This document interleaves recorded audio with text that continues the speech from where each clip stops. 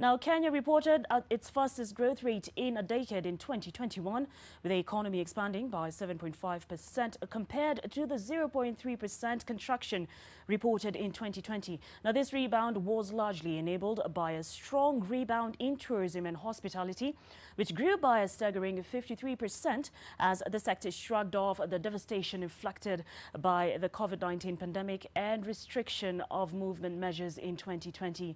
The strong numbers, notwithstanding a higher than average rise in the cost of living in 2021, wiped out the gains, with the national disposable income growing by 14%.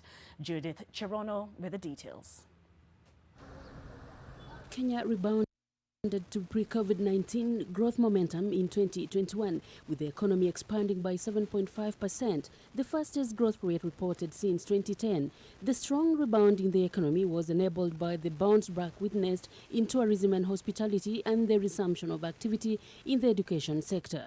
This momentum, notwithstanding, agriculture was a deemed spot in 2021, with the sector posting a measly 0.2% contraction owing to adverse weather conditions. It is high time that we move from rain-fed agriculture to irrigation. Maybe in the report you will see sectors that depended on irrigation did very well, like the cut flowers, the rice recorded positive growth in 2021.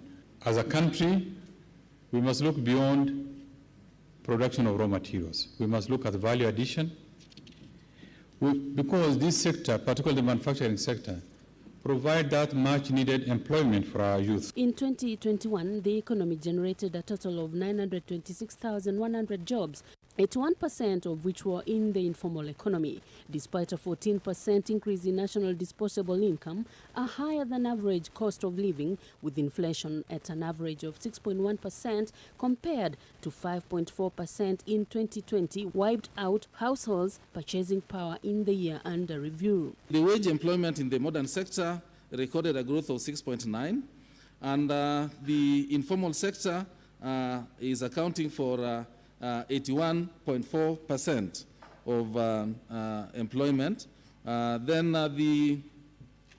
In 2021, the private sector recorded a growth of 6.8%, and this is compared to a decline that was 10% in 2020. The National Treasury projects that the macroeconomic environment is expected to remain stable in 2022 despite the rise in inflation, weakening of the Kenyan shilling and significant rise in energy prices, as well as increase in prices of other commodity.